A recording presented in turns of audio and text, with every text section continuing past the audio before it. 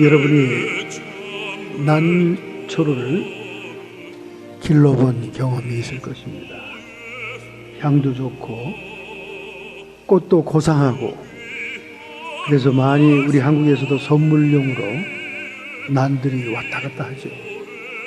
근데 이 난을 사거나 선물 받거나 처음에 집에다 갖다 놓으면 그 꽃과 그 향기와 그 자태가 아름다워서 참으로 많은 위로가 되죠.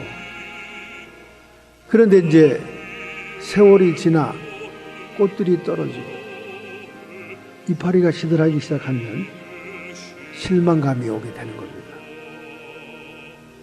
매번 물 한 컵을 주면서 난을 다시 예전의 아름다운 모습으로 키워보려고 애를 쓰는데도 난처럼 키우기가 어려운 화초가 없습니다. 그래서 항상 절망스럽죠. 아니, 남들은 집에 가보면 난이 여전히 잘 피고 있고 꽃도 화창한데 왜 이렇게 죽을까? 왜 이렇게 잘 안 될까? 그런 생각을 많이 했습니다. 그런데 우연히 그 가든이라고 하는 미국 잡지를 보다가 난을 키우는 매뉴얼이 있더라고요. 그 매뉴얼을 따라서 한번 시도를 해보니까 정말 난이 처음 들어왔던 것처럼 아름다운 꽃을 피고 푸른 이파리를 내면서 오래도록 옆을 지켜 주었습니다. 여러분, 그 매뉴얼을 보니까요, 이렇게 되어 있더라고요. 나는 빛이 밝고 환하게 드는 곳에 있어야 한다. 둘째, 뿌리가 물이 고여 있으면 안 되고 일주일에 한 번 정도 물을 흘려보내는 정도로 주어야 한다. 약간 모자랄 정도의 최소한의 수분만 주어야 된다. 그 다음에 통풍이 잘 되는, 바람이 잘 되는 곳에 들어와야 된다. 이 매뉴얼을 읽다 보니까 야, 난이 보기도 좋지만 참 까다로운 화초구나 하는 걸 알았습니다. 영양 공급을 정기적으로 해줘야 되고, 또 꽃이 한 번 진 줄기 그 끝부분까지 줄기를 잘라줘야 다시 꽃이 핀다는 거예요. 그 비결을 몰랐던 거죠. 매뉴얼을 보고야, 아이고, 그래서 꽃이 안 피었구나.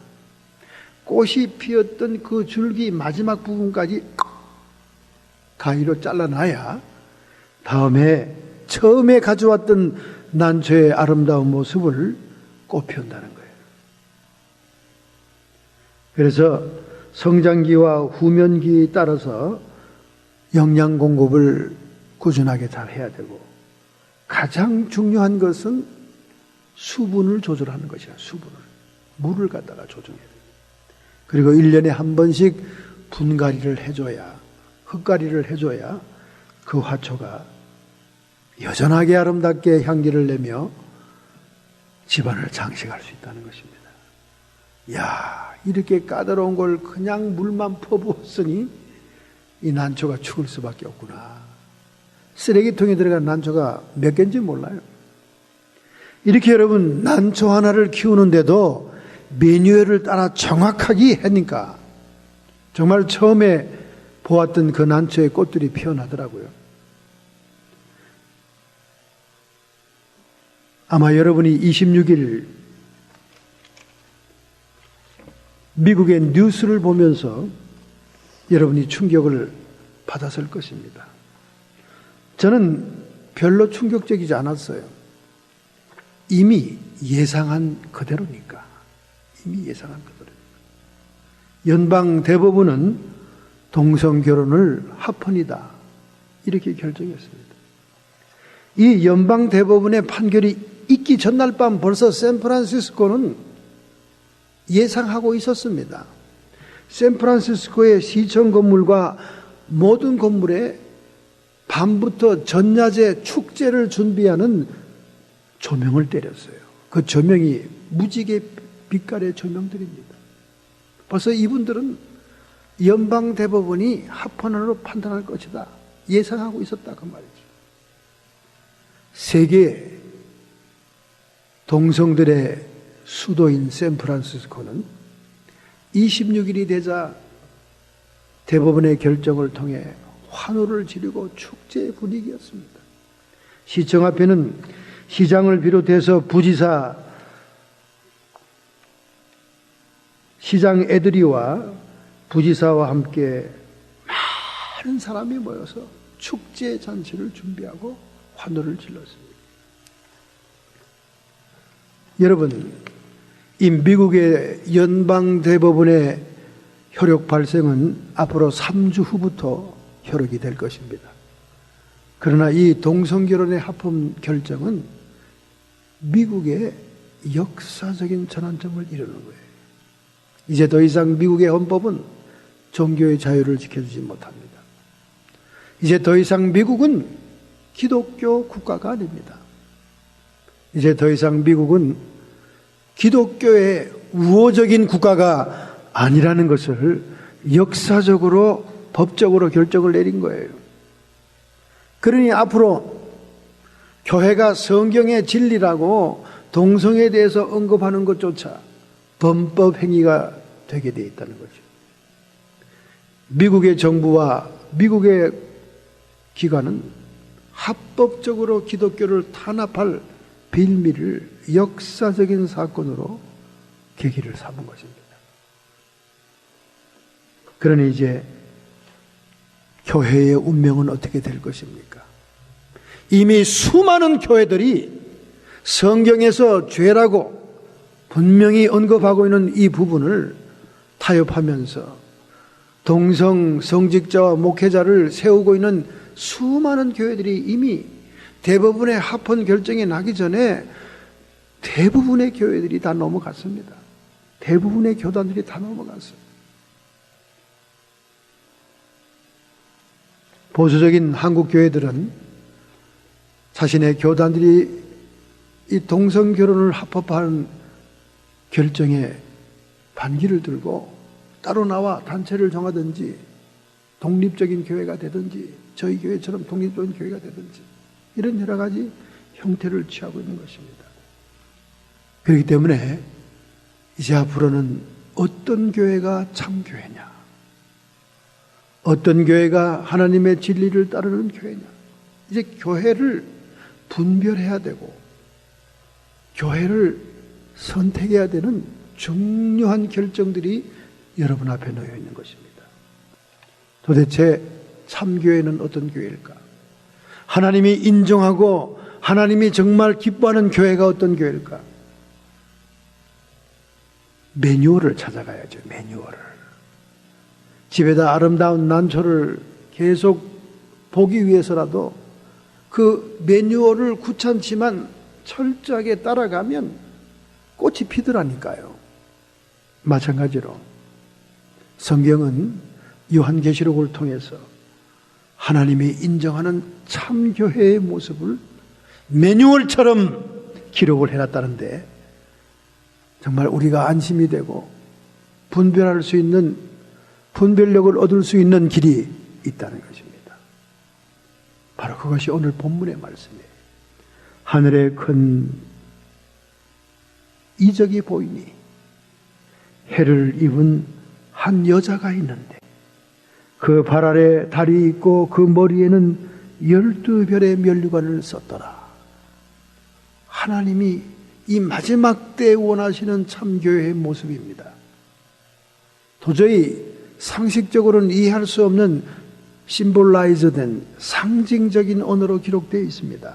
하늘에 큰 이적이 보이니 해를 입은 한 여자가 있는데 그 발 아래는 달이 있고 그 머리에는 12별의 면류관을 썼더라.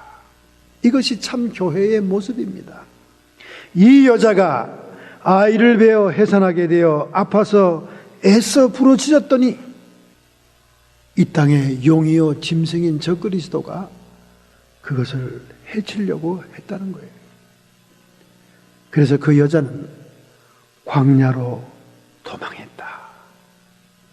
도피처로 그 몸을 은신했다 하는 것이 오늘 요한계시록 이 마지막 때에 하나님이 원하시는 교회의 모습으로 흘러났다는 거예요.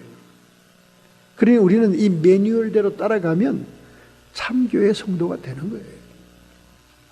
본문에 앞서서 요한계시록은 정말 델리케이트한 성경입니다. 마르틴 루터도 요한계시록을 풀지 않았고 칼빈도 요한계시록을 풀지 않았습니다. 그러나 시대가 시대인 만큼 이제는 이 요한계시록의 말씀들을 수없이 하나님의 종들이 풀 수밖에 없는 시대가 된 거예요. 이 요한계시록은 초대교인들이 지독한 로마의 10대 박해에서 믿음을 지키라고 사도 요한이 계시로서 보았던 환상들을 그대로 편지 형식으로 옮겨놔서 초대교인들에게 믿음의 정절을 지키라는 격려의 편지인 거예요. 이 계시록이 배경이 된 로마의 박해는 로마의 박해의 절정이자 마지막 박해였던 AD 303년부터 305년이 큰 배경이 되고 있는 그런 모습입니다. 이 로마의 이 마지막 박해는요 303년부터 305년인데 약 3년간입니다. 다른 박해에 비하면 기간이 짧아요. 10대 황제들의 박해, 수없는 박해가 있었는데 이 마지막 박해가 얼마나 지독살스러운지 몰랐어요. 디오클레시안이라는 로마의 황제는 교회를 폐쇄합니다. 성경을 말살합니다. 그리고 그들의 신, 로마의 신들 우상을 강요합니다. 각가지의 방법, 지금까지 10대 황제들이 박해해왔던 그 모든 방법을 총동원하여 완전히 지구상에서 기독교를 사라지게 하려고 했던 것이죠. 그래서 겉보기에는 그렇게 됐습니다. 그래서 그가 만든 로마의 기념동전에는 이렇게 기록이 되어 있어요. 드디어 기독교는 박멸되었고 로마의 신들에 대한 숭배가 회복되었도다. 이렇게 길게 라틴어로 기록이 됐다 그 말이죠. 이 황제는 철저한 박해를 통해 로마의 기독교가 완전히 사라진 걸로 축제를 했습니다. 축제를 했어요. 잔치를 벌인 거지요. 26일 날 샌프란시스코 시티에 무지개 깃발을 펄럭이며 잔치를 했던 것처럼, 그러나 불과 10년 후 AD 313년에 밀라노 칙령에 이어서 기독교는 로마의 국교가 됩니다. 10년 앞을 내다보지 못하고 축제와 잔치를 베푸는 거예요. 이런 핍박 속에 미래의 천국의 소망을 저버리지 말고 순교하기까지 신앙을 지키라는 의미에서 이 요한계시록 편지를 초대교인들에게 준 거예요.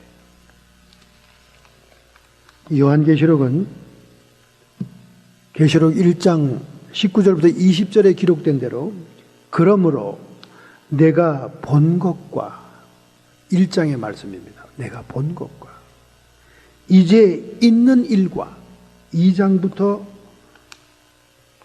3장까지의 말입니다. 이제 있는 일, 7 소아시아 교회 일이었죠. 장차 될 일을 기록하라. 4장 이후 마지막 장까지 장차 될 일을 기록하라. 내가 본 것은 내 오른손의 7별의 비밀과 내 오른손의 7별의 비밀과 7 금초대라. 7별은 7 교회의 사자요 7 금초대는 7 교회니라. 분명히 하나님께서는 사도 요한을 통해 성령의 계시의 편지를 어떠한 목적으로 주는 것을 기록하고 있는 거예요. 7별 주의 사자들, 복음의 종들, 하나님의 종들과 7 금초대, 7 교회의 관심을 가지고 이 편지를 썼다는 거예요. 그러므로 요한계시록은 오늘 여러분들이 이 땅에서 축복받기 위한 성경도 아니요. 오늘 이 땅에서 여러분이 병 고치기 위한 그런 성경도 아니요. 오직 하나님의 관심이 마지막 때가 가까움을 볼수록 교회에 있고 주의 종들에게 있음을 보여주고 있는 거예요.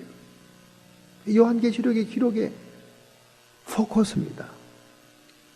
하나님의 종들과 하나님의 교회에 하나님의 관심이 가장 크다는 거예요. 여러분, 이 마지막 세대에 여러분이 어디에 있어야 되겠습니까?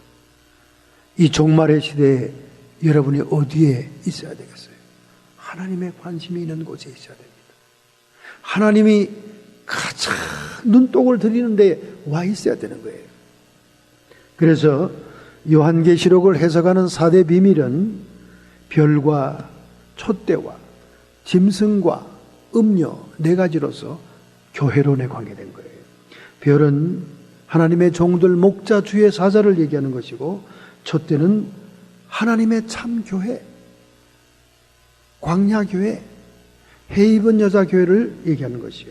짐승은 적그리스도와 거짓 선지자를 얘기하는 것이요. 음녀, 해입은 여자에 반대되는 음란한 여자, 음녀는 세상과 권력과 타협한 세속적인 거짓 교회를 얘기하는 거예요. 그래서 10처녀 비유 가운데 5처녀는 기름을 준비했고 5처녀는 기름을 준비하지 못했습니다. 적어도 이 지상에 있는 교회에 반은 음녀교회고 반은 참교회인데 이것도 많이 봐주는 거지요. 몇 프로나 참교회가 있겠습니까? 이렇게 참된 목자와 거짓 목자, 참교회와 거짓교회를 요한계시록이 매뉴얼처럼 소설하고 있는 것입니다. 그래서 우리는 이 요한계시록을 교회적인 관점으로 이해해야 비로소 해석이 가능한 거예요. 그래서 그 샘플로 2장 3장에 그 당시에 있던 소아시아 터키 지역에 있는 7교회에 성령이 편지하는 것으로 시작되잖아요. 교회에 관심이 있는 거예요. 교회에 편지하는 것입니다. 그렇다면 우리는 이 교회에 대한 관심을 더 깊게 가져야 됩니다. 여러분, 우리가 신구약 성경을 통틀어 보면 이 마지막 성경 요한계시록은 마지막 광야교회, 해입은 여자교회를 강조하지만은 창세기부터 우리가 교회를 보면 창세기에 에덴 교회가 나옵니다. 에덴 성전. 에덴 성전. 하나님과 사람이 함께 있었던 에덴 동산, 에덴 성전이 나오죠. 그러나 인간이 타락하자 에덴에서 쫓겨남으로 구약시대의 교회가 시작되는데, 구약시대의 교회는 2가지 종류의 교회로 나눠집니다. 성막교회가 있고 성전교회가 있습니다. 성막교회는 광야에 있던 교회였습니다. 이 광야의 교회는 법궤가 형성되기 이전의 교회예요. 그래서 이 광야의 교회는 2가지의 유물이 중심이 된 교회입니다. 창세기 마지막 장에 보면 하나님이 이스라엘 백성들에게 광야로 갈 때 반드시 가지고 가라고 얘기한 유언적인 부탁이 있죠. 하나는 요셉의 마른 뼈, 그리고 모세의 지팡이였습니다. 구약시대, 성막시대의 광야교회의 중심은 2 유물이었습니다. 모세의 마른 뼈. 모세의 마른 뼈는 뭘 상징합니까? 하나님이 한번 약속한 건 반드시 성취한다, 그 말이에요. 요셉이 태어나고 어릴 때부터 하나님은 요셉과의 약속이 있었잖아요. 온 가족이 다 절하는 큰 사람이 된다는 이런 약속과 함께 요셉은 예수 그리스도의 모형이었어요.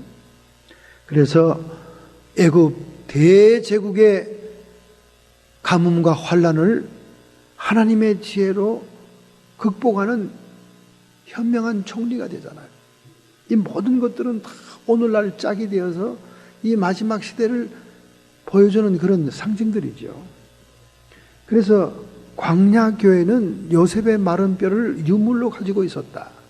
그것은 하나님의 약속을 믿어라, 그 뜻입니다. 그럼 모세 지팡이는 왜 가져갔습니까? 모세의 지팡이는 하나님의 약속은 인간의 육의 힘으로 이루어지는 것이 아니다. 하나님의 권세와 능력으로 이루어지는 것이다.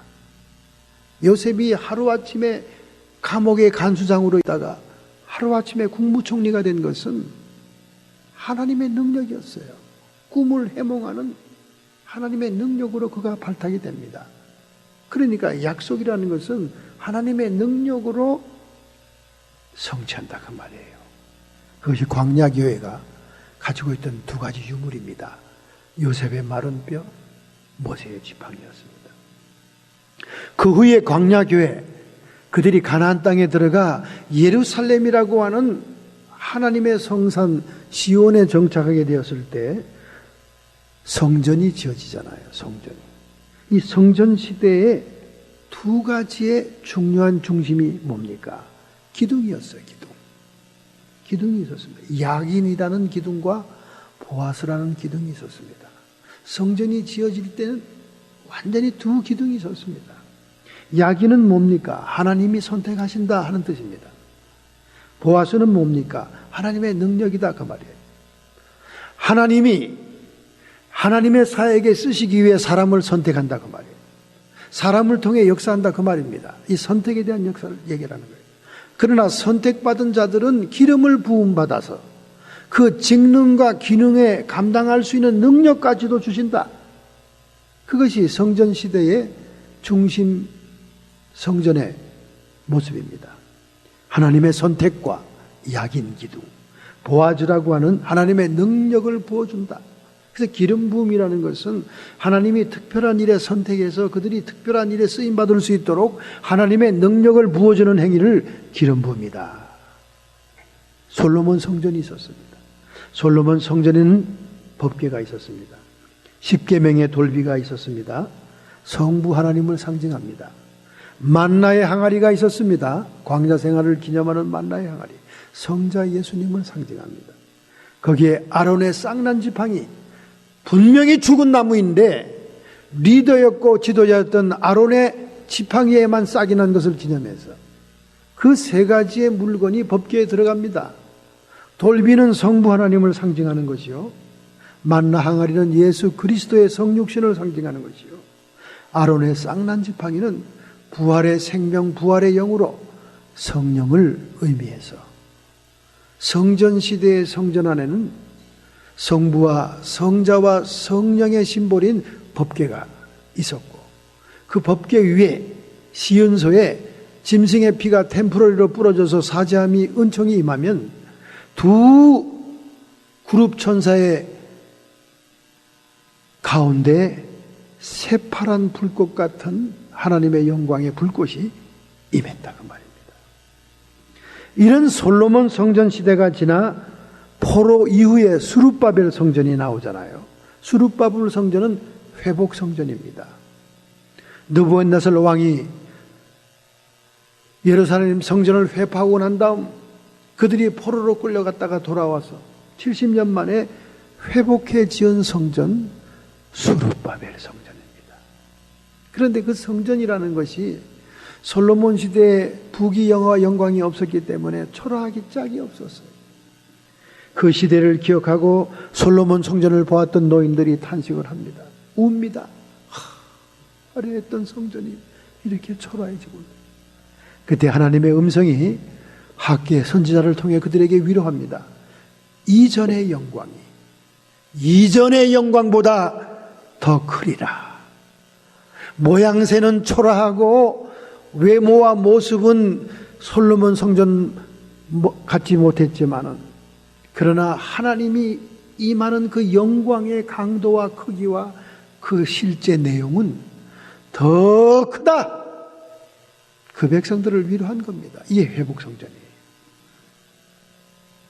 우리 사무를 통해서 부족한 종이 하는 이 목회의 성전은 수룹바벨 성전의 사명이라고 얘기했습니다. 그래서 우리 교회는 초신자들이 별로 맞지 않는 교회예요. 오래된 성도들, 잃어버린 양들, 타락했던 분들, 이런 돌아오는 분들에게 회복시키는 신앙의 특징을 가지고 있는 성전이다 그 말이에요. 할렐루야, 할렐루야. 스룹바벨 성전이 구약시대를 매듭지으면서 신약으로 넘어오죠. 예수 그리스도의 시대에 헤롯 성전이 증축되잖아요. 이듬의 사람인 헤롯 대왕이 비록 로마에 가서 옥타비우스 어가스타 황제에게 황금을 뇌물로 주고 유대인도 아니면서 에돔 사람이면서 괴로 정권의 왕권을 가지고 왔습니다. 그러니 인종차별이 심하고 선민의식이 있는 유대인들이 그 에돔 사람 헤롯 대왕을 왕으로 인정하겠습니까? 항상 반란이 일어나고 왕권이 위태로우니까 이 헤롯 꾀가 많은 이 대왕이 어떻게 하면 유대인의 마음에 환심을 살 수 있을까 고민하다가 유대인의 마음을 사로잡을 수 있는 길은 이 솔로몬의 성전 같지 않은 초라한 스룹바벨 성전을 증축하면서 화려하게 꾸며준다면 유대인들의 마음이 나에게 올 것이다. 그래서 예수님 당시까지 40년에 걸쳐서 그 성전을 덧칠하고 막 화려하게 장식하고 있었다 그 말이에요. 이게 헤롯의 성전입니다. 그때 예수님의 제자들까지도 이 성전의 모양에 화려하게 꾸미는 것에 감탄이 되어서 주님 저 성전 좀 보세요. 얼마나 아름다워요. 그때 예수님이 초치는 얘기를 하지 않습니까? 이 성전을 헐어버려라. 이것을 헐어버리면 내가 사흘 만에 지으리라. 건물로서의 성전 시대를 종치고 이제 예수 그리스도가 살아있는 성전임을 선포하는 혁명적인 말씀이었어요. 그래서 예수는 자신을 가리킨 거예요. 사흘 동안 헐어버리면 그 후에 다시 살아날 것을 보여준 것입니다. 솔로몬 성전은 종교다원적이고 음란에 의해서 붕괴된 거예요. 역사적으로 느부갓네살 바벨론 군대에서 붕괴되지만은 내용적으로는 솔로몬의 음란 그리고 솔로몬이 각국의 공주들이 끌고 들어온 이방신을 섬김으로 우상 숭배의 죄, 종교다원주의예요. 그래서 솔로몬 왕은 적그리스도의 상징으로 예표적으로 기록되어 있죠. 666이라는 숫자가 솔로몬 왕의 수익금의 금탈란트입니다. 그렇게 짝이 맞아요. 그래서 솔로몬 성전은 솔로몬 왕의 음란 그리고 우상숭배로 하나님이 심판한 거죠. 그럼 스룹바벨 성전은 왜 심판을 당합니까? 말라기서에 있지 않습니까? 말라기서에 너희들이 총독에게는 뇌물로 줄 때 온갖 좋은 것을 갖다 주고 너희들이 총독에게 양을 선물할 때 흠있는 양을 가져가냐? 이 스룹바벨 성전이 붕괴될 때 그 시대의 상을 말라기 선지자가 탄식하고 있잖아요. 하나님께 드려지는 예물과 하나님께 드려지는 예배가 형식과 외식이요 재물에 아무런 성의가 없고 사람에게 선물하는 것보다 못한 흠 많고 점 많은 것들을 가져오고 그래서 하나님이 차라리 성전문을 누가 닫아줬으면 좋겠다. 너희들이 가져오는 그 역겨운 재물을 내가 받기 싫다. 말라기서에 나오는 말이에요. 이렇게 하나님의 예배가 위선적이고 형식적이고 하나님을 섬김에 있어서 하나님을 경멸하는 행동 때문에 스룹바벨 성전이 닫히는 거예요. 오늘날 많은 사람이 사업을 벌이기 전에 하나님께 영광을 돌리겠습니다. 목사님. 근데 사업이 이거 하나님께 영광, 그 영광은 어디 가고 사업이 번창하고 일어나면 다 자기 먹기 살기 바쁘고 하나님 교회는 점점 멀어지고 하나님과 상관없는 삶을 삽니다. 알긴 아는데 상식적이긴 한데 약속은 걸었는데 말뿐이다 그 말이야.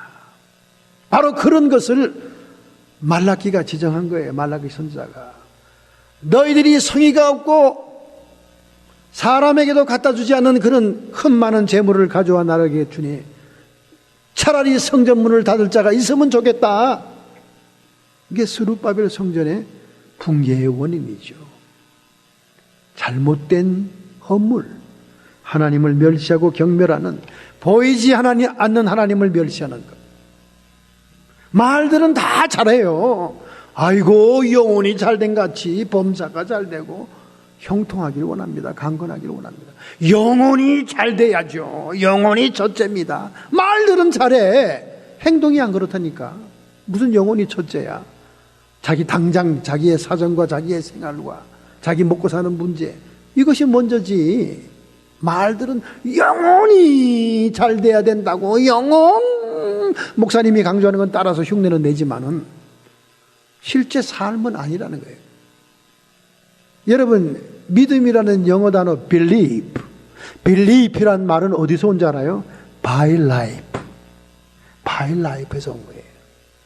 오늘 여러분이 개념을 가지고 있고 지식적으로 가지고 있는 이 믿음들, 이 believe, 그 belief라는 이 믿음은 by life, 여러분의 삶으로 증명이 되지 않으면 그건 여러분 믿음 가지고 있는 거 아니에요. 아는 건 누가 모릅니까? 다 알지. 세상에 누가 지식이 없습니까? 다 알죠. 성경 모르는 사람이 있어요? 주일학교 때부터 성경 공부하고 잘하는 사람 치고 성경 모르는 사람 있냐고. 그대로 살지 못하기 문제지.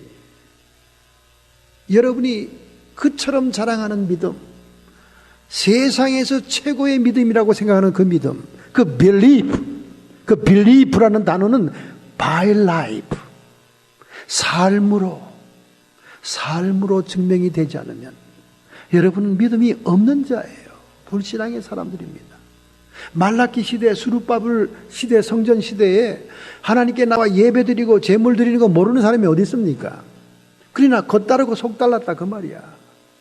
겉으로는 가져 나오는 것 같고, 겉으로는 예배를 잘 드리는 것 같고, 겉으로는 하나님 최고, 하나님 영광 입에 발랐지만은 내면적으로는 자기 것이 더 급하고 자기 것을 더 챙기고, 그래서 가증스러워서 토할 것 같고, 성전문을 좀 제발 좀 누가 닫아줬으면 좋겠다. 그래서 수르바벨 성전이 닫히는 거예요. 헤롯 성전은 어떻습니까? 헤롯 성전은 그 당시에 종교 지도자들, 사두개인과 바리새인들의 시장터, 뒷돈거리하는 데였습니다. 프리미엄 뺏는 데였어요. 그리고 정치인인 헤롯 대왕은 자기의 정권을 유지하는 수단이었어요. 그러니까 하나님, 예수님께서 제자들이 그렇게 칭찬하고 아름답다니까 무너뜨려라! 허물어라! 그런 저주 퍼붓는 말 같은 얘기를 한 거예요. 어떻게 하나님을 모시고 하나님의 영광이 임하는 성전, 그 아름다운 성전을 예수님의 입으로 무너뜨리라 그럴까? 이유가 있는 거예요. 그 뒷거래, 돈거래, 사업에 눈이 멀어있는 오늘날 수많은 종교단체들, 교회들이 종교 비즈니스 하고 있어요. 종교 사업하고 있습니다. 얼마나 주님이 그 아름다운 대리석, 그 아름다운 구리로 만든 총각들, 세상에 이돈 저돈 다 끌어가지고 수많은 사람들 집을 잡혀서 세운 교회를 허물으라고 얘기하시겠어요? 더럽다, 가정스럽다. 교회가 장터가 된 거예요. 오죽하면 그 온유한 사랑의 주님이 채찍을 들었겠어요. 이 강도의 구렬, 만민이 기도하는 지비건을 너희가 강도의 구렬을 만들었구나. 채찍으로 때리면서부터, 그때부터 예수를 죽이려고 이 사람들이, 지도자들이 얘기하자. 자기들 이권을 건드니까, 자기들의 그 지금 기득권을 흔드니까 이 죽여야 되겠구나, 이렇게 마음 먹잖아요. 오늘 이 세상에 수많은 선교단체들, 수많은 종교단체들 장사꾼들입니다, 여러분. 장사꾼들이에요. 장사꾼들. 순진하고 착한 여러분 성도의 눈에는 안 보이겠지만은 약으로 빠진 우리 목사들 눈에는 다 보입니다. 다 보여요. 돈들이 왔다 갔다 해요. 사업을 크게 벌리면 벌릴수록 큰 돈들이 들어와. 그러면 떨어지는 것도 커. 떡가루도 커. 그러니까 일을 크게 자꾸 벌리는 거야. 거기에 영혼과 생명이 구원받는 실질적인 하나님의 나라의 사업이 일어나는가에 관심이 없고, 큰 돈이 왔다 갔다 하면 떨어지는 떡고물 때문에, 아니 선교사로 헌신했으면 현지에서 뼈를 묻어야지. 왜 남의 돈 가지고 세계 일주 세계 여행 다니면서 돈 뿌리고 다니는 부로코되냐 그 말이야. 아니 세상에 가서 돈 뿌리면 안 좋아할 사람이 어딨어? 어딨냐고. 그리고 선교 삼매 하고는 선교지에는 1년 내내 가 있지도 않고 맨날 방송 설교나 하고 부흥회나 다니면서 선교사라는 거예요. 그리고 뒤로는 자식들 온갖 호의호식 다 시키고 자기 그 노후 대책 다 해놓고 돈은 돈대로 막 들어와. 사방에서 들어와. 컴퓨터로 두들기면 다 돈이야. 이런 가짜들이 더 많아. 진짜 선교 현지에서 이름도 모르게 이름도 없는 섬에서 평생을 헌신하는 정말 참종들이 얼마나 많은데 그들을 욕먹히는 거예요. 정말 평생을 헌신하는 분들이 더 많습니다. 그러나 부럽고 노릇하면서 선교 장사하는 거예요. 여기서 돈 받아서 절로 푼돈 잔돈 뿌리면서 큰 돈은 지가 다 챙기고. 제가 이 설교했더니 그냥 조회수가 확 줄어버리더라고요. 얼마나 가짜들이 제 방송을 많이 봤다는 증거죠. 3천, 4천, 5천으로 올라가다가 몇백대로 떨어지더라고. 그러니까 수천 명 가짜 선교사들이 봤다는 거지. 그런 가짜들은 안 봐도 돼. 회개하지 않으려면. 교회가 종교사업이 됐어요. 그리고 권력을 휘두르는 곳이 됐습니다. 이게 헤롯 성전입니다. 종교의 영과 정치의 영이 합해지면 그건 마귀의 두목인 거예요. 저 바티칸이 어떻습니까? 종교의 영과 정치의 영이 한 곳에 왕성한 곳이 로마의 바티칸이에요.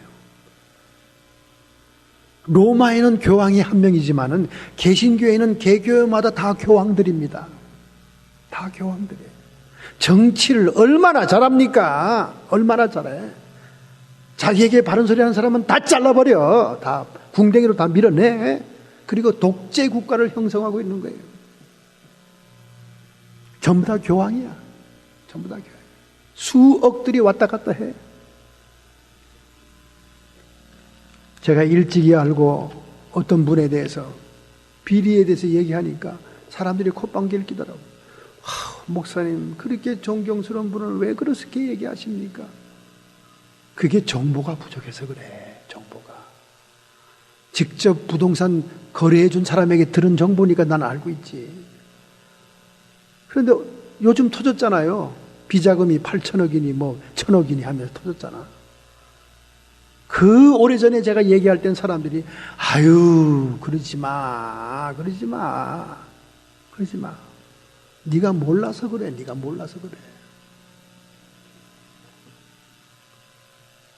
바로 이 성전시대, 이 성전시대가 지나가죠. 이제 은혜시대가 오는 거죠. 성령이 강림하시고 그 은혜시대에는 예수 그리스도 자신이 성전이요 성도 자신이 성전시대입니다. 이 신령한 집, 신령한 건축이라고 그러잖아요. 이때는 두 가지가 있어요. 두 가지가. 뭐가 두 가지가 있습니까? 두 개의 문이 있습니다. 열린 문과 닫힌 문입니다. 열린 문 교회냐, 닫힌 문 교회냐. 폐쇄적이고 인종차별적인 교회냐, 자기들이 좋아하는 사람들끼리 모인 교회냐, 그게 닫힌 문이죠. 그러나 모든 인종을 향해 문을 열어놓고 세계를 향해 문을 열어놓은 열린 문 교회냐. 이게 바로 신약시대의 노모 은혜시대, 은혜와 진리가 충만한, 교회 안에는 은혜와 진리가 충만한 시대를 의미하는 것입니다. 그러다가 오늘 본문에 환난 시대가 오는 거예요. 이제 은혜 시대가 끝나면 환난 시대가 옵니다. 환난 시대에는 어떤 교회입니까? 광야 교회로 다시 돌아가죠. 여기 오늘 본문에 그 여자가 광야로 도맹하며 광야 시대가 오는 거예요. 이 광야 시대에는 두 중인의 사명자가 중심이 됩니다. 모세와 같은 종, 엘리야와 같은 종. 이들은 3년 반 동안, 후 3년 반 동안 예언하면서 참 성도들을 도피처로 피난처로 인도하는 사명이 있는 거예요. 왜? 핍박을 피해서, 참수형을 피해서. 우리 사모님께서 유튜브를 보다가 저에게 보낸 유튜버가 있습니다. 거기 보니까 IS, 이슬람 국가라는 테러 단체가 무조건 기독교인들을 만나고 기독교인을 잡으면 참수형이 처합니다. 피투성이가 되고 피가 낭자하는 그 유튜브 참사라는 모습이 찍혀서 지금 세계를 돌아다니고 있어요. 얼마나 무서운 일인지 모릅니다. 우리 동네도 이슬람교 회당이 있어요. 토요일도 금요일도 파킹장이 가득가득 찹니다. 교회 파킹장에는 파리가 날고 바닥에는 바퀴벌레가 기어다녀도 이슬람교 회당은 차가 빡짝지근해요. 언제부터인가 헬스클럽에 머리에 모자 쓴 회교도들이 우글우글합니다. 아마 아프가니스탄 전쟁에 미국이 참가했기 때문에 예전에 월남전처럼 월남 사람이 많이 온 것처럼 지금 막 아프가니스탄에서 사람들이 많이 오는 것 같아요. 오바마가 회교도들에게 화해 정책을 쓰니까 얼마나 이슬람 교회가 지금 왕성한지 몰라요. 유럽은 이미 다 점령이 됐고 이제 미국도 점령되는 것 같아요. 동네마다 모이는 데마다 전부 다 모자 뒤집어 쓴 사람들, 어린애부터 어른까지 전부 다. 이들은요, 기독교인과 유태인은 무조건 죽이는 것이 코란에 기록이 되어 있습니다. 그래서 이슬람 국가단체 테러 집단들이 무참하게 기독교인들을 살해하는 모습을 보여주고 있습니다. 이제는 더 이상 우리의 이 기독교가 종교적인 삶 패턴에서 끝나는 것이 아니라 생명을 걸어야 되는 시대가 왔다 그 말이에요. 이게 환난 시대입니다. 이 환난 시대의 교회 형태는 광야 교회다 그 말이에요.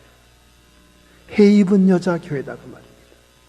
여기에는 두 중인 모세와 같은 엘리야 같은 종들, 이 종들이 예언하면서 이 교회를 이어나가게 되는데, 이 해 입은 여자의 사명은 남자아이들을 출산하는 거예요. 남자아이들. 이 주의 종들을 출산하는 걸 말하는 겁니다. 그래서 이 광야교회에 피해 있다가 이제 마지막 주님을 영접하고 새 예루살렘 영광의 도성으로 들어가는 그날까지 성도의 인내가 여기 있다. 그렇게 여기고 이게 환난 시대입니다.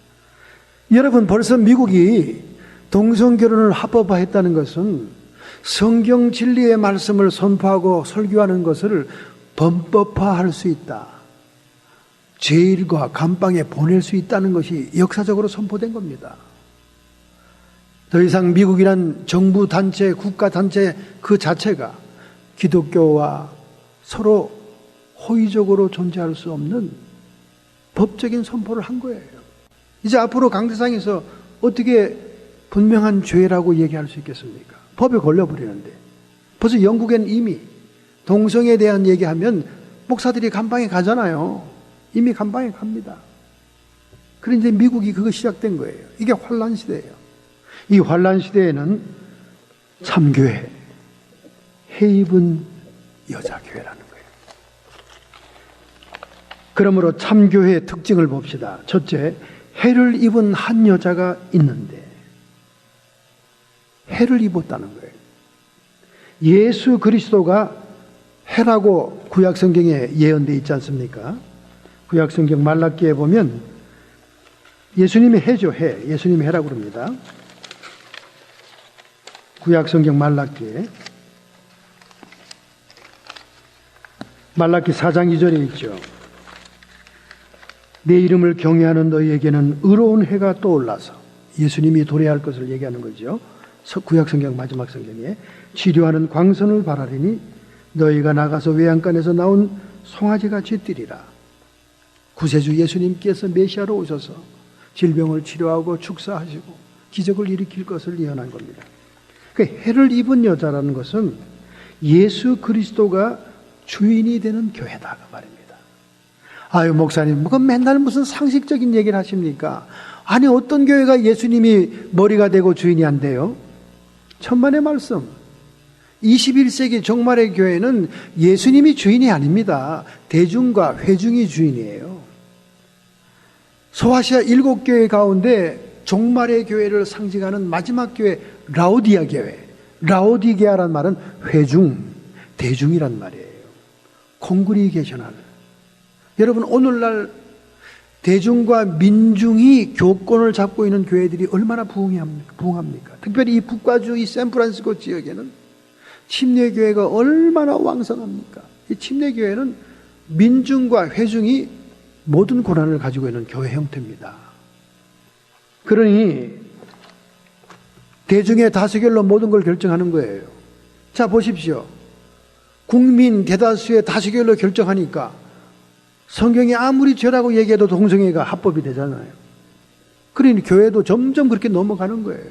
교회 안에 앉아있는 대중이 다수결이 합법이다 그러면 성경의 진리가 무색한 겁니다. 그래서 회중과 대중이 주인이고 권력을 가지고 있는 교회는 교회라고 할 수가 없는 거죠. 아무리 회중교회가 왕성하고 부흥한다고 해도 결코 하나님이 기뻐하진 않아요. 이게 21세기 종말의 교회의 특징이니까. 그러니 해를 입었다. 예수님이 주인 되시고 예수님 머리 되는 교회. 알긴 다 알죠. 알긴 다 알아요. 상식이지 그거는. 그러나 정말 그러냐 그 말이야. 여러분, 오늘날 교회가 정말 예수님의 머리면 이렇게 분쟁이 많고 이렇게 싸움이 많고 이렇게 재판이 지금 걸린 교회가 많고 건물을 뺏으려고 서로 치고받고 이러겠어요? 예수님이 이미 주인이 아니라는 뜻이죠.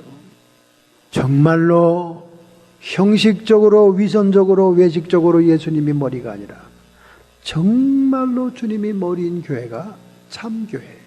해 입은 여자, 해를 입었다 그 말이에요. 그러니까 교회에서 회의가 많으면 그 회의가 드는 교회입니다. 회의가 많다는 것은 일반 대중 다수 의견에 의해서 모든 걸 결정한다는 뜻이에요. 회의보다는 기도회가 많은 교회. 정말 주님께 모든 문제를 의논하는 교회. 그 교회가 참 주님이 머리인 교회죠. 두 번째 보니까 달을 딛고 섰다. 달, 문, 루나, 달을 딛고 섰다는 거예요. 이 달은 성경적으로 달은 육과 세상을 상징하는 겁니다. 즉 뭐냐? 교회라는 것은 육과 세상을 이기는 교회가 된다 그 말이에요. 육과 세상을 따라가지 않은 교회가 된다 그 말이에요. 달을 발에 딛고 있어야 된다 그 말이에요. 근데 얼마나 교회가 점점 세상을 닮아갑니까? 전도하는 것도 마케팅 전략으로, 교회 운영하는 것도 세상적인 경영 방식으로. 육과 세상을 이기는 교회야 참 교회라는 거예요. 옛날에는 딜이 섞여가지고 구분이 안 됐죠. 이제는 클리어하게 됐잖아요. 정부가 법적으로 인정하는 그 법을 따를 것이냐, 아니면 성경이 얘기하는 것을 따를 것이냐, 분명하지 않습니까? 육과 세상을 이기는 교회입니다.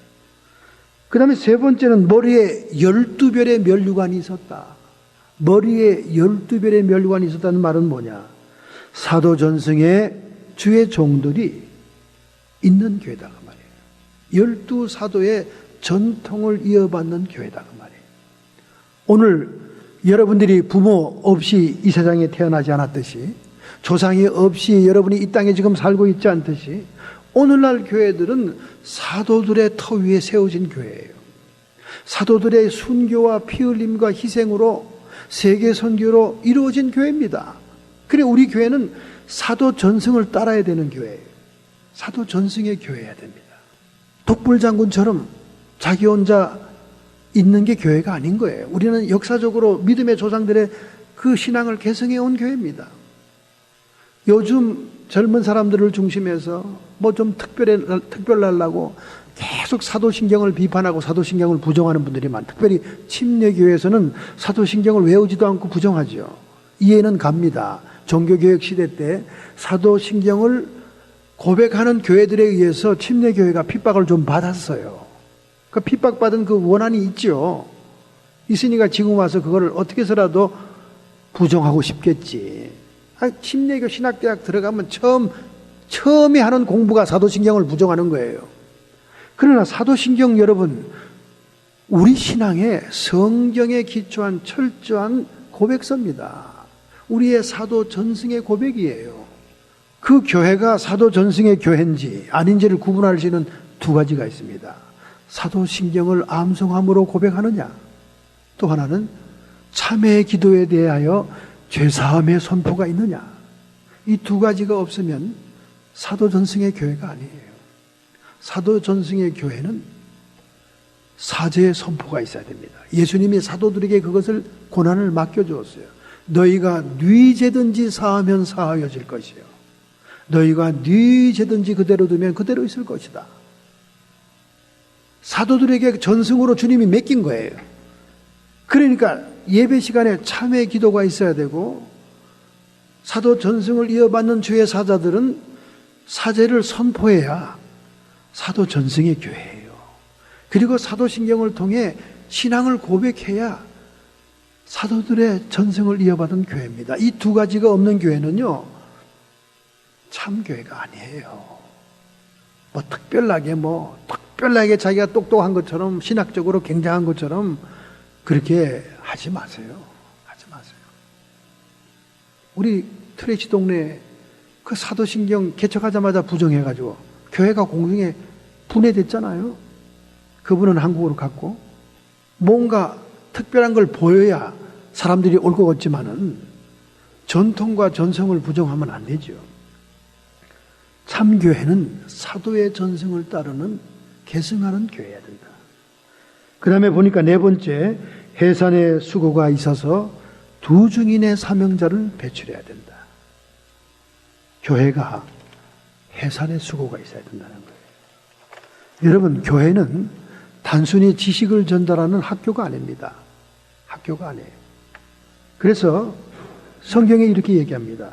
야고보서 3장 1절, 내 형제들아, 너희는 선생된 우리가 더 큰 심판을 받을 줄 알고 많이 선생이 되지 말아라.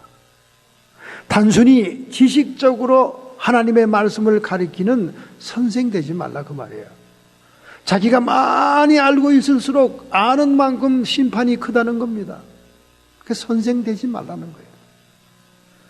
갈라디아 4장 19절, 나의 자녀들아, 너희 속에 그리스도의 형상이 이루기까지 다시 너희를 위하여 해산의 수고를 하노라. 단순히 지식을 전달하는 그런 목회가 아니라 해산의 수고함으로 하늘의 자식들, 영적인 자식들, 중생하는 자식을 낳게 해야 할 그 말이에요. 그래서 고린도서 4장 15절에 이렇게 말합니다. 그리스도 안에서 1만 스승이 있어되 선생된 사람은 너무나 많다는 거예요. 아비는 많지 아니하니 자기 몸으로 해산의 수고해서 영의 자식을 낳는 아버지는 많지 않다, 그 말이에요. 그리스도 예수 안에서 복음으로써 내가 너희를 낳았느니라. 내가 너희를 낳았느니라. 이게 사도 바울의 목회의 자세입니다. 그래서 목회 두 가지 종류가 있다고 그러잖아요. 고속도로 목회가 있고 오솔길 목회가 있습니다. 고속도로 목회는 성장과 발전과 교세를 위해서 수단 방법을 가리지 않고 속도를 내는 목회가 고속도로 목회고, 오솔길 목회는 경치를 감상하고 속도를 줄이면서 관계를 형성하고 해산의 수고를 하는 목회를 해야 된다. 그런 얘기를 하고 있죠. 바로 사도 바울의 목회가 해산의 수고를 하는 그런 목회였다는 거예요. 할렐루야. 이게 뭐냐? 두 증인의 사명자, 모세와 같은 종, 엘리야와 같은 종들을 생산해야 된다고. 여러분, 모세와 같은 종은 어떤 종입니까? 학식이 풍부하고 권세가 있던 사람, 지식층들, 귀족층들, 좀 이렇게 배운 사람들, 문자적인 글이 더 밝은 사람들, 이런 사람들이 모세와 같은 사람입니다. 엘리야는 어떻습니까? 엘리야에게서 소개되는 것은 디셉이라는 동네밖에 없습니다. 디셉 사람 엘리야, 무식하고 비천하고 출신이 무언지 알 수 없는 사람. 하나님은 이런 두 부류의 사람들을 다 들어서 하나님의 종으로 쓴다는 거예요. 모세는 물의 사자입니다. 물의 사자. 그래서 우리 사람들을 크게 성격을 두 가지로 구분하면 물 같은 사람, 불 같은 사람 있잖아요. 엘리야는 불의 사자잖아요. 물은 수평을 이루죠. 불은 수직을 이룹니다. 두 종류의 사람들이 연합해야 십자가가 되는 거예요. 십자가가. 모세는 정사의 영을 대적한 정치적인 목회자였어요. 애굽이라고 하는 세계적인 정치 사탄의 대리자 코프라 뱀이 왕관에 쫙 있잖아요. 바로가. 그 바로를 정치의 영을 격파하는 종들, 그 모세와 같은 종들이에요. 그럼 엘리야는 종교의 영을 격파하는 종입니다. 그 당시에 이세벨이 끌어들인 모든 아합 시대의 이방의 우상 숭배의 제사장과 갈멜산에서 대결하여 하늘에 불을 내림으로 그들을 전부 다 시냇가에서 목을 자르잖아요. 종교의 영을 대적한 종입니다. 종교의 영.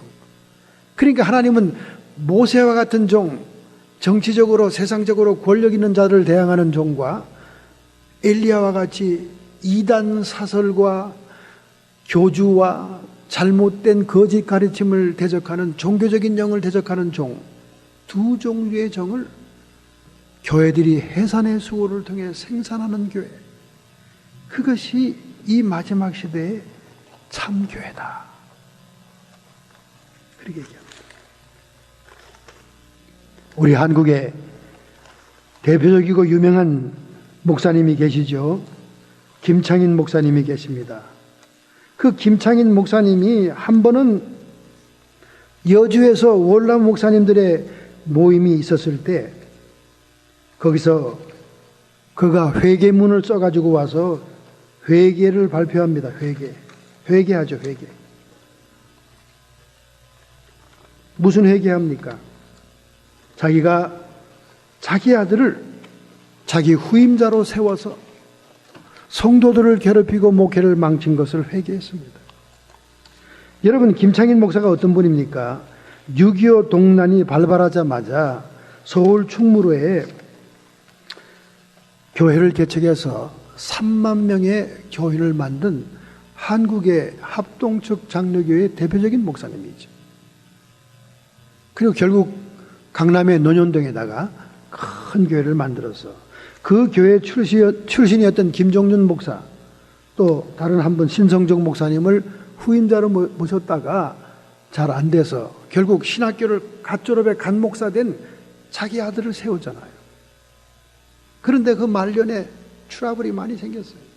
그리고 경험이 미천하니까 3만 명의 교인이 5천 명으로 추락하는 그런 일들이 벌어지고 아버지의 충고와 말을 받아들이지 않는 그 아들에 대해서 고민하다가 그는 월남 목사님들이 모인 여주의 집회에서 회개 기도하면서 지금 담임 목사로 있는 그 아들의 이름이 김성관 목사였죠. 모든 직책을 내려놓고 교회를 떠나라. 그렇게 선포했습니다. 한국 강산의 세습 목회의 샘플이었죠. 자기 아들에게 물려준 목회의 샘플이었습니다. 그것을 하나님 앞에 통렬히 회개했다는 겁니다. 고슴도치도 자기 자식이면 아름답고 귀엽다고 경험이 없는 자기 자식을 세웠다가 교회가 큰 어려움을 당하게 되자 뒤늦게 이 목사님이 하나님께 회개한 거예요. 이렇게 우리가 참 교회가 되려면 후임자들을 잘 키워내야 되는 거예요. 해산의 수고를 통해 참종들을 길러내는 것이 가장 중요한 것입니다. 이것이 교회의 미래지요. 한국에만 그런 샘플이 있습니까? 미국에도 그런 샘플이 있었어요. 그 유명한 가든 그로브에 있는 크리스탈 처치. 저도 미국에 이민 오자마자 수없이 그 교회를 많이 가봤습니다. 그 당시에는 가장 모범적인 교회라고 생각했으니까 사람들이 디즈니랜드만 가는 게 아니라 그 교회도 방문합니다. 결국 이 로버트 슐러 목사도 그 아들에게 물려주잖아요. 그죠? 아들에게 물려줘서 목회를 하는데 잘 안 됐어요. 아버지하고 의견 트러블이 많았어요. 결국 그 아들을 쫓아내버리고 그 딸을 불러들여서 목회를 시키잖아요. 그 딸을. 응? 딸을 불러들여서. 부자간에 불신의 골이 깊어서 그를 쫓아내고 딸을 불러들였지만은 딸도 역시 목회가 전부 다 슬로우 다운 되잖아요. 결국 수정교회는 2010년도에 부도가 나고 공식적으로 파산합니다. 그래서 2011년 5월에 천주교회에다가 5,750만 달러에 매매하고 이제 천주교회가 됐습니다. 그 크리스탈 처치, 명물 처치가 캐톨릭에 넘어갔죠. 그리고는 온 가족들이 교회를 떠나고 그 교회는 분산이 된 겁니다. 많은 신학자들이 이 교회에 대해서 분석을 하는데 물론 번영신학에 근본적인 문제가 있죠. 그러나 많은 신학자들이 분석하기를 결국은 자녀들의 잘못된 목회에 의해서 교회가 와해된 것이니까 후세와 후손들을 키우지 않은 것이고 그리고 그 막강한 대중들이 흩어지게 되는 것은 교인들을 제자화시키지 못하고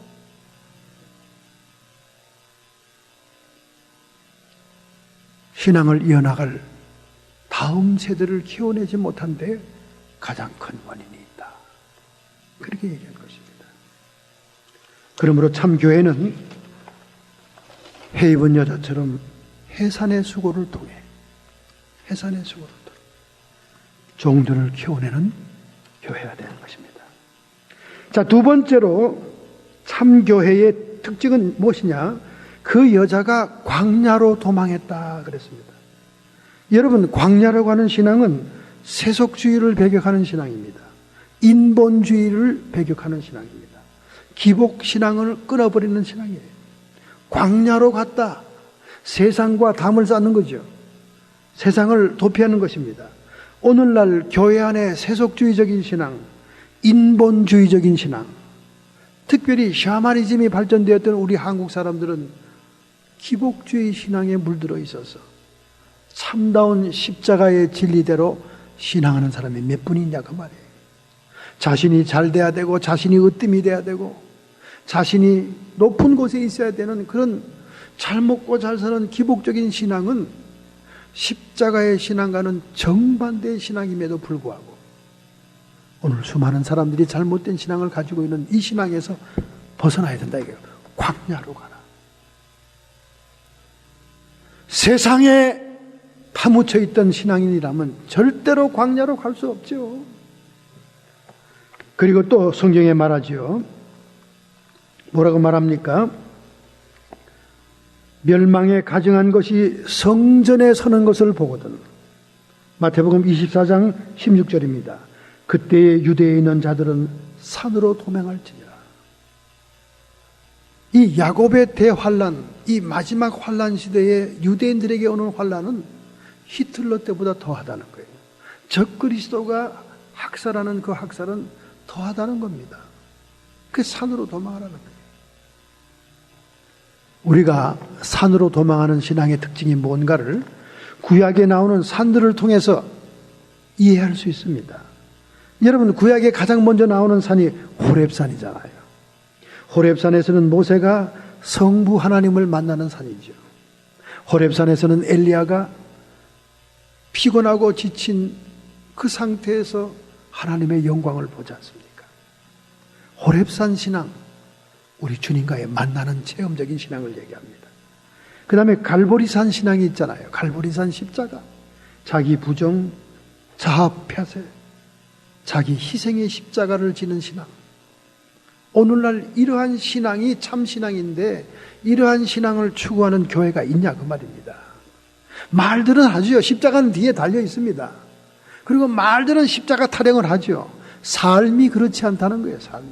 삶이 안 그런데 무슨 십자가 신앙이냐 그 말이죠. 자기를 부정하고 자기를 희생하는 주님을 따르는 십자가의 신앙. 그게 갈보리산입니다.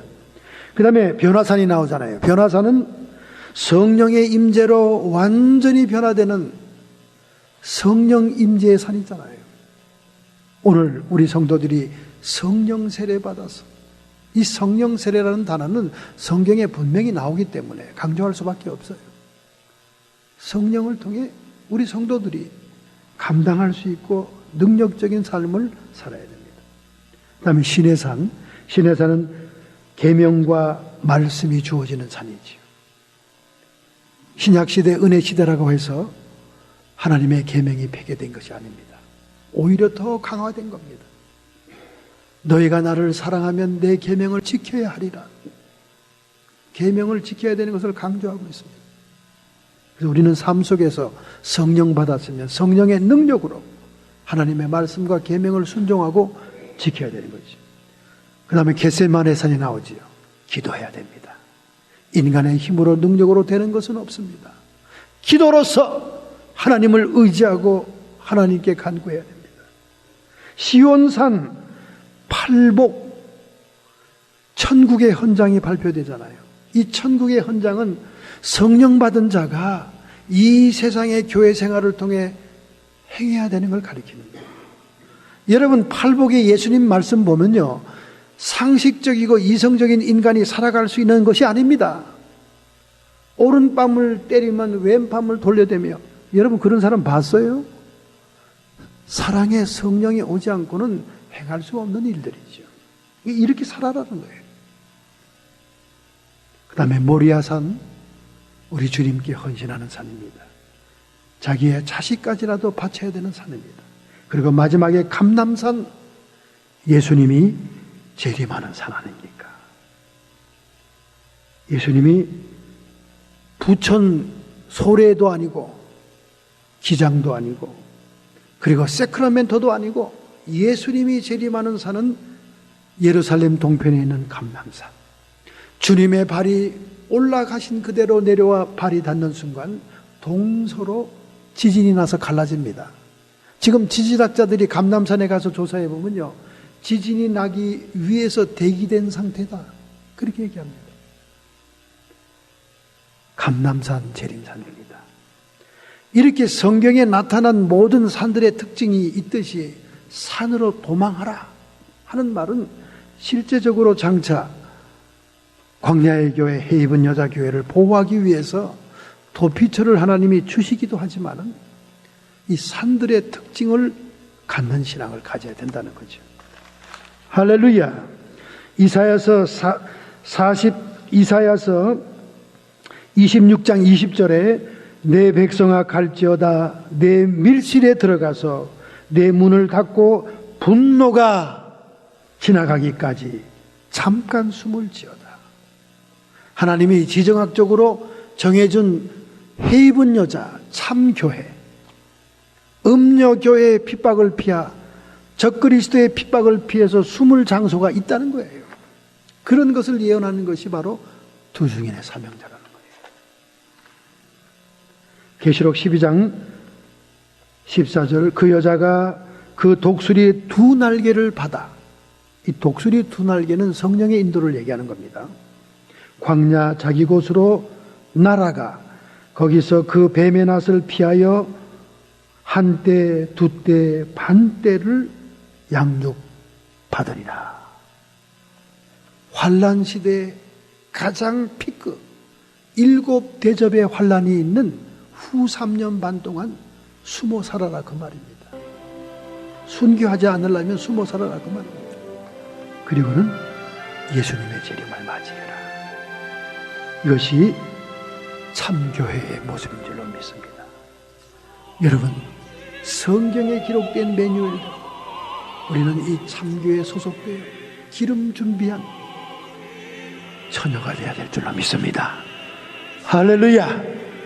이와 같은 신앙생활을 하기로 작정하고 결심한다면 여러분의 가슴에 손을 얹고 결단하는 기도를 해야 되겠습니다. 하나님 아버지, 저희들은 연약한 존재입니다.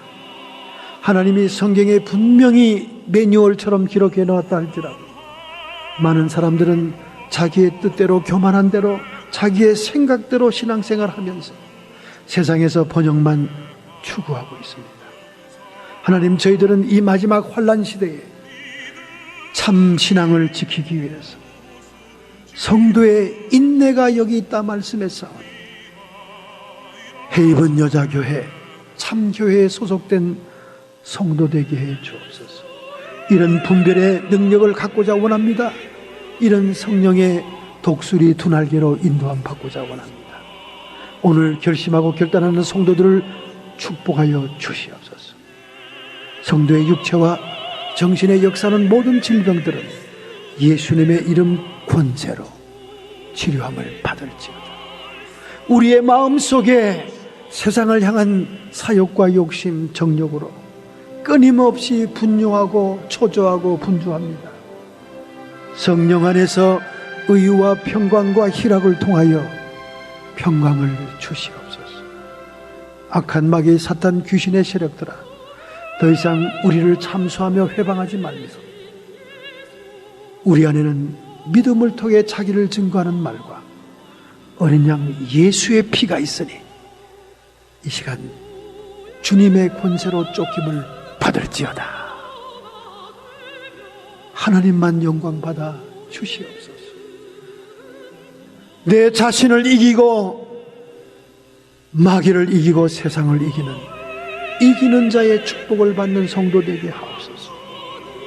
예수님의 이름으로 감사하며 축복하며 기도하옵나이다.